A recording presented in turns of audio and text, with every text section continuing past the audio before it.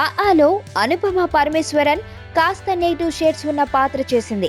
ప్రేమం సినిమాతో మలయాళ ఇండస్ట్రీని ఊపేసిన అనుపమ త్వరలో తెలుగులో హీరోయిన్ గా కూడా ఎంట్రీ ఇవ్వబోతోంది. తెలుగు ప్రేమం సినిమాలో ఆమె హీరోయిన్. ఈ సినిమా కూడా ఆ సినిమా తీసిన నిర్మాతే చేస్తున్నారు.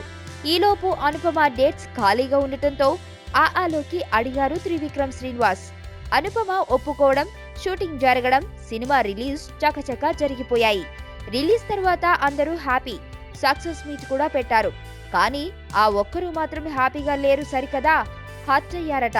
షూటింగ్ టైంలో తన పాత్ర గురించి బాగా ఊహించుకున్న అనుపమ స్క్రీన్ మీద తనని చూసుకుని బాగా హర్ట్ అయిందట.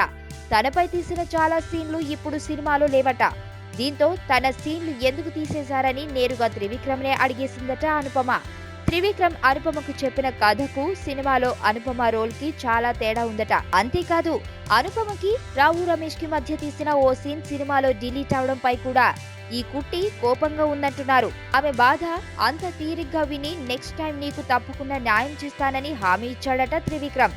సినిమా వరకు ఆలో అంటే అనసూయే, కానీ అసలు పేర్లలో మాత్రం అంటే అనుపమే.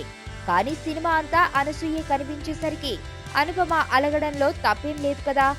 అయినా అందమైన అమ్మాయిలు అలిగితే ఇంకా అందం కూడాను. ఫస్ట్ టైం చూస్తాన్రా ఇలాంటి అమ్మాయిని.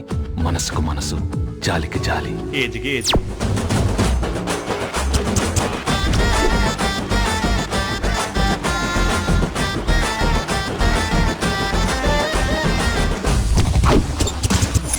మదర్ తెరిసాయే మళ్ళీ పుట్టి పోలీస్ అయితే ఎలా ఉంటుందో అదే మా ఏసీపీ కృష్ణ.